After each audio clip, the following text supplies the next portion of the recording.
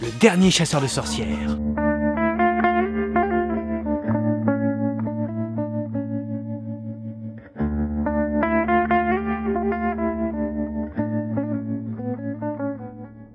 Un pur film fantastique avec un background et une histoire qui sont ouvertement plus importants que les moments d'action. C'est toujours agréable de s'immerger dans un univers lorsqu'il est bien amené, lorsque la narration ne précipite pas tout par manque de discernement. Vous savez, ce genre de complaisance scénaristique qui réduit un univers à n'être qu'un pauvre décor, ou pire, une simple vitrine pour la bande-annonce. Enfin bref, ce n'est pas du tout le cas ici, et ça fait plaisir.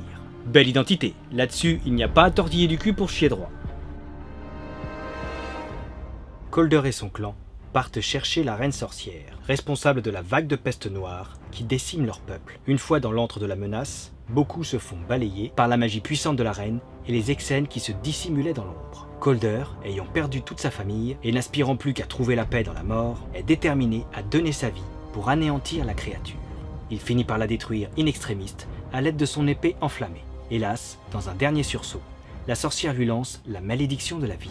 800 ans plus tard, Colder est devenu le chasseur de sorcières. Il est toujours épaulé par l'ordre de la hache et de la croix qui intervient en secret depuis des siècles pour faire respecter un pacte entre humains et sorcières afin de maintenir la paix. Ce film prend le temps de vous présenter toute l'amplitude de son univers, de ses créatures et de leurs motivations. Ici, ce que l'on appelle sorcières ou sorciers sont en réalité des Exen, une race bien plus ancienne que l'être humain, ce qui amène une approche plus subtile de leur divergence avec notre espèce. Si vous préférez, personne ne peut devenir sorcier, nécromancien ou autre, soit tu as des pouvoirs dans ton sang, soit tu n'en as pas. Les énigmes et le rapport à la magie sont somptueusement traités, le tout dans une cohérence impeccable. Un film avec autant à raconter aurait pu facilement devenir bordélique. Il n'en est rien. La part d'ombre se dilue progressivement pour maintenir un certain suspense, que ce soit dans l'enquête, mais aussi dans l'appréhension du monde et de son étendue mystique. Le tout sublimé par ses décors et ses effets visuellement superbes et riches en signification. Dans le sens où ce que l'on voit contribue à présenter et surtout à comprendre l'univers dans lequel évolue le héros. J'ai vraiment trouvé cette histoire très minutieuse et intelligible. Dès le premier visionnage, tu es plongé intégralement dans son monde. Tu découvres tous ses embranchements et autres fluctuations avec la délectation d'un enfant à qui on raconte son premier conte de fées. Aux autres visionnages, tu chopes tout un tas de détails qui ne te parlaient pas au début et qui viennent étoffer encore un contenu déjà très conséquent de la mythologie de ce monde. Peut-être quelques précipitations ici et là pour faire avancer le film à cause de cette limite de temps de même pas 2 heures. Rien de grotesque ou maladroit, mais juste une ou deux facilités. Ça ne gâche en rien le rendu ou l'expérience que propose le film, ça ne nous saute pas à la gueule sans prévenir, c'est juste en y repensant que tu te dis « là, un peu plus de temps de traitement n'aurait pas été superflu », car il est indéniable que ce n'est pas un manque d'imagination qui en est à l'origine. Enfin, tous ces pseudo-défauts sont dus à son support. En livre, ce problème n'aurait pas été posé. Il a son identité et le fait d'avoir un gros budget lui a permis d'aller au bout de sa vision. C'est un film qui vous transporte dans un monde de magie et qui le fait superbement. Là, ils se sont fait plaisir. On sent vraiment qu'ils ont voulu créer un monde cohérent, autant visuellement que spirituellement. Les couleurs, les décors ou la réal, tout est pensé pour sublimer un monde de sorcellerie magnifique. Ni trop dark, qui aurait fait trop déjà vu, ni trop Reine des Neiges. Pour ce qui est de la bande originale, elle fait habilement son taf, mais il n'y a pas de thème marquant. Je ne sais pas si c'est un mal, car du coup c'est tout l'univers qui est sublimé, et non un seul personnage. Pour résumer, elle est fascinante et bien pensée. Cette ambiance réveille l'imaginaire. Rose Leslie est tout en subtilité dans cette sorcière du bien en quelque sorte. Son personnage laisse entrevoir de nombreuses possibilités qui sont bien exploitées, tout en laissant d'éventuelles évolutions envisageables pour une suite. Julie Engelbrecht est terrifiante. Son costume, son attitude, sa voix, tout est parfait. Un concept de sorcière, ma foi, bien intéressant, à la fois agressive et dangereuse, sans pour autant négliger son envergure psychologique. Les raisons de ses agissements sont plus que légitimes, et le film sait te les faire comprendre sans avoir besoin de te l'écrire sur un tableau. Michael Caine est magistral, comme toujours. On sent qu'il aime son personnage, et la relation père-fils particulière qu'il a avec Colder, qui a pourtant bien des siècles de plus que lui. D'ailleurs, Colder l'appelle petit, ce qui participe bien à l'enracinement de son vécu. Il est en quelque sorte le conteur de la légende du chasseur de sorcières et son assistant. Elijah Wood est le successeur de Michael Caine, jeune et inexpérimenté. Colder va plus lui apprendre ce qu'il doit savoir et le protéger en lui évitant les dangers qu'en faire son Robin. Et c'est tant mieux. Étant immortel, c'est indiscutablement logique de sa part. Vin Diesel est parfait. Peut-être un peu trop souriant vu son passé, mais en même temps, il a eu le temps de relativiser, d'accepter son rôle de protecteur de l'humanité par-delà sa propre existence. Ou alors l'expérience lui a appris à ne plus rien laisser paraître. Ici encore, l'écriture est ingénieuse, ni trop lourde, ni trop peu développée. Une part de mystère est indispensable à un tel personnage, et son iconisation est malicieusement dosée. Un rôle sur mesure pour Monsieur Vin Diesel. La voilà! Dans ce film, on ne peut que s'incliner devant les choix artistiques qui ont pu voir le jour grâce à son côté blockbuster.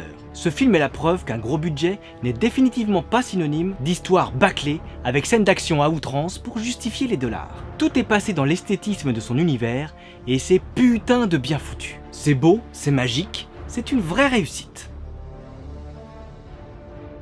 Un bon petit final avec rebondissements et combats épiques, le tout avec une vraie bonne cohérence. Les choix que font les personnages sont logiques et clôturent parfaitement l'histoire complexe mais pleinement compréhensible du film. Ça, c'est vraiment un point positif. L'intrigue n'est pas faussement alambiquée pour se donner un genre, la narration est vraiment agréable dans son écriture harmonieusement mystérieuse. On comprend avec les personnages sans jamais être largué, sans jamais attendre une explication aux décisions qu'ils prennent, si vous voyez ce que je veux dire.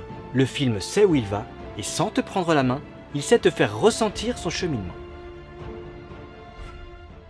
J'attendais ce film depuis que j'étais tombé sur la première bande-annonce. Au final, je n'ai même pas été le voir au cinéma, pour diverses raisons dont je ne me souviens même plus. Je l'ai récupéré, puis regardé sans envie en étant fatigué. Du coup, vu que le film prend le temps qu'il faut pour te présenter son univers, bah je me suis endormi. Et je l'ai oublié. En grande partie parce qu'il n'a vraiment pas fait de bruit. Rien n'est venu me rappeler son existence et le fait que je ne l'avais toujours pas vu. Comme quoi on peut passer à côté d'un bon film, même en l'ayant sous la main, jusqu'à ce que je tombe sur son steelbook. Du coup je l'ai regardé en étant bien réveillé, mais toujours sans savoir quoi en attendre. Et là, je me suis littéralement blotti dans son univers. J'ai ressenti tout ce que le film voulait. C'était une belle expérience, du bon cinéma fantastique. Soyons clairs. Vouloir se focaliser sur les points communs entre ce film et d'autres, c'est passer à côté d'une création qui, même si elle a forcément des liens ici et là, n'en a pas moins sa propre identité. Et quelle identité! Pour moi, ces points communs sont surtout dus au fait qu'il y a des œuvres littéraires ou autres qui sont totalement ancrées dans le folklore du genre, qui sont trop cultes pour ne pas s'en inspirer, consciemment ou non d'ailleurs, afin de lier notre vision du monde à celle du film. Pour que la compréhension soit logique, c'est plutôt par là qu'il faut y voir des points communs. Ou plus honnêtement, des inspirations communes. Ce qui est bien différent, on est d'accord. En bref, j'aime ce film pour ce qu'il m'a offert, pour son univers, pour les interrogations qu'il fait naître insidieusement. Ça, j'ai aimé. La reine sorcière est l'incarnation de l'agressivité de la nature, mise en danger par la prolifération de l'homme. Ce qui en fait à la fois une vraie méchante, violente et extrême, pas de négociation possible ni de pacte envisageable avec elle, et en même temps, elle incarne la question inévitable de l'impact de l'homme sur l'avenir de la Terre. Pour finir, si ce film n'a pas cartonné malgré toutes ses innombrables qualités, c'est exclusivement parce que les gens avaient des attentes beaucoup trop centrées sur l'action à cause de la présence de Vin Diesel. Mais en même temps, Colder ne pouvait être incarné que par lui. La façon dont il l'iconise par sa voix, le fait que le réal ait demandé à Vin de ne pas pratiquer de muscu pendant le tournage pour mieux coller au personnage, montre que c'est bien son jeu d'acteur et son charisme qui étaient essentiels. C'est même à se demander si le rôle n'a pas été pensé pour lui, tout bonnement. En bref, c'est bien triste comme constat. Même moi je suis fautif, vu que je suis passé à côté à sa sortie. J'ose espérer qu'il deviendra assez vite culte pour amener une suite. Michael Caine lui-même a reculé sa retraite pour tourner ce film parce qu'il croyait au projet. C'est pas peu dire. En plus, l'investissement de Vin Diesel était bien au-delà de la simple accumulation de dollars. Il est un grand passionné de Donjons et Dragons depuis sa jeunesse. C'était l'un de ses rêves de pouvoir avoir une licence d'Heroic Fantasy dont il est le héros. Enfin bon, vous voyez où je veux en venir. Ce film méritait un meilleur accueil. Il est bien pensé, bien écrit, et avec un énorme potentiel qui aurait dû le faire entrer dans la légende du cinéma fantastique. Pour moi, il y est, mais vu que la plupart des gens sont convaincus que popularité est synonyme de qualité, vous l'aurez compris, pour moi ce film a un univers beaucoup trop riche, trop bien pensé, pour se limiter à un seul volet. J'espère qu'un jour une suite ou même des livres sortiront, car ce concept a résolument suffisamment de contenu pour nourrir la littérature. Alors surtout, si vous aimez l'heroic fantasy, n'hésitez pas à plonger dans ce film sans parachute. Allez, on se voit bientôt.